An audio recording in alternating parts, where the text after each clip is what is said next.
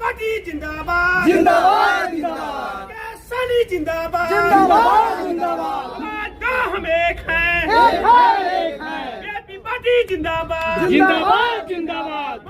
सदस्य इस कार्यक्रम में उपस्थित प्रत्येक संगठन आपके साथ न्याय होगा, इसके लिए और निश्चित तौर पर अगर आप राजनीति नहीं होगा और एक बार 3 बार ये टेस्ट हो चुका है, जब विशाल का बेटा मजबूती से लड़ता है, क्योंकि वो शारीरिक रूप से स्वस्थ हो चुके हैं। अभी देखिए का सरकार जो है नीतीश, अभी बिहार में एक गांव में एक लोगों को पता चल चुका है कि नीतीश जी अस्वस्थ हो गए हैं। अब बिहार में युवा सरकार चाहिए साथियों, तेजस्वी और मुकेश सहनी का सरकार चाहिए। राजनीति में कब आ गई?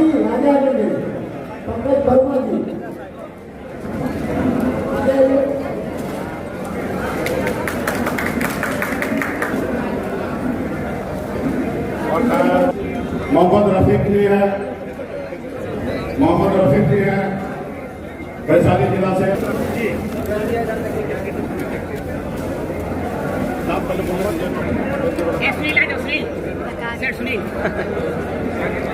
मुजफ्फरपुर की धरती पर आए थे। सबसे बड़ी बात कि वीआईपी जो है लगातार कार्यकर्ताओं के साथ बैठक कर रही है, चुनाव की तैयारी कर रही है। साहेबगंज को लेके पंकज जी आपकी क्या तैयारी है और पार्टी किस तरीके से काम कर रही है? जी, साहेबगंज के लिए पिछले 6 महीने से हम भी सघन जनसंपर्क अभियान में हैं। इस बीच माननीय श्री मुकेश सहनी जी से हम काफ़ी प्रभावित थे और जो उन्होंने बिहार के लिए एक विज़न दिया है सभी वर्गों के लिए, उसमें जो अपना एजेंडे के साथ सभी वर्गों के लिए एक जो विज़न दिया है, उसे युवा लोग जो है काफ़ी प्रभावित है। और आने वाले समय में जो ये आगामी विधानसभा चुनाव में है, मुकेश सहनी जी का जो एजेंडा है, इस पर युवा लोग प्रभावित होकर अच्छा खासा समर्थन देने के लिए तैयार है। साहेबगंज का जो समीकरण है उसके हिसाब से जो खास करके मुकेश सहनी का जो समाज है काफी महत्वपूर्ण है। पिछले चुनाव में क्या हुआ था उनके साथ आपको भी पता है। राजू सिंह को जो टिकट दिया गया था, राजू सिंह चुनाव जीत के उसको पार्टी छोड़ के चले गए।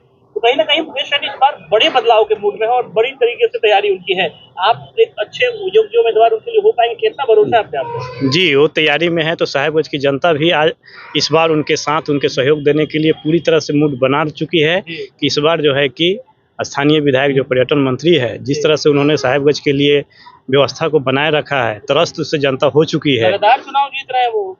जी, वो तो एक गुमराह करके जो एजेंडा है उस तरह से करके हो जाती है क्या? जी बिल्कुल, जनता गुमराह हो जाती है। ऐसा नहीं है कि एक तरफा चुनाव जीतते हैं।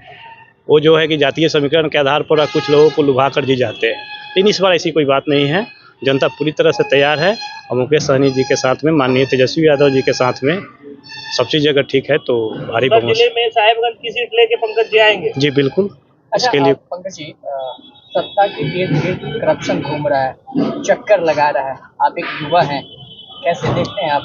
जी 2025 ठीक है जी, इसमें यही कह सकते हैं कि जिस तरह से कैंसर मानव के लिए बीमारी होती है, लास्ट स्टेज पर जब पहुंचती है तो उसको काट कर हटा दिया जाता है अंक। ठीक भ्रष्टाचार जिस तरह से हो रही है, अगर युवा को मौका मिला तो भ्रष्टाचार को हम लोग 2 से 3 महीने में हटाने का। सरकार ही थी तेजस्वी जी की, 17 महीने की सरकार, भ्रष्टाचार तब भी था। जी, ऐसा देखिए जी, भ्रष्टाचार था ये तो मानते हैं, लेकिन सिस्टम में इतना जकड़ा हुआ है कि इतना कम समय उनको मिला कि इसे नहीं खत्म कर पाए। लेकिन अगर पूरे 5 साल अगर मिले तो ये जड़ से खत्म हो जाएंगे। जा रहा है, बड़ी चुनाव होने भी वाली है नवंबर में। जिले में क्या तैयारी है और कितने सीट पर उम्मीद है कि जो आपका पार्टी है वीआईपी, कितने सीट पे चुनाव लड़ेगी? मुजफ्फरपुर के 11 विधानसभा पर हमारी तैयारी चल रही है।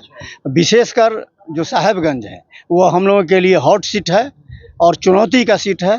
वहाँ वीआईपी लड़ेगा और निश्चित रूप से वहाँ वीआईपी जीतेगा। पिछले बार जो हम लोग धोखा खाए हैं राजू सिंह से समर्थन दे करके, इस बार ठीक उसको हम लोग को पटकनियाँ देना है और नया युवा को वहाँ विधायक बनाना है और नया साहेबगंज विधानसभा को नया रूप से सींचना है। अच्छा नेताजी, आप जिला के अध्यक्ष हैं, बड़ी जिम्मेवारी पार्टी ने आपको सौंप रखी है। मंच से भी नेताजी कह रहे थे कि हमारे पीछे पीछे मत दौड़िए टिकट के लिए, जिला अध्यक्ष हैं, प्रभारी हैं, उनके पीछे पीछे जाइए। कैसे आकलन आप लोग कर रहे हैं?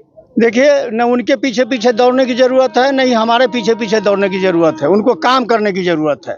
फील्ड में जो काम करेगा, जो जनता के बीच में राज करेगा, वही साहेबगंज का विधायक बनेगा। क्या होगा, पैरामीटर है किस तरीके से? एकदम पैरामीटर है, पैमाना है, पैमाना है।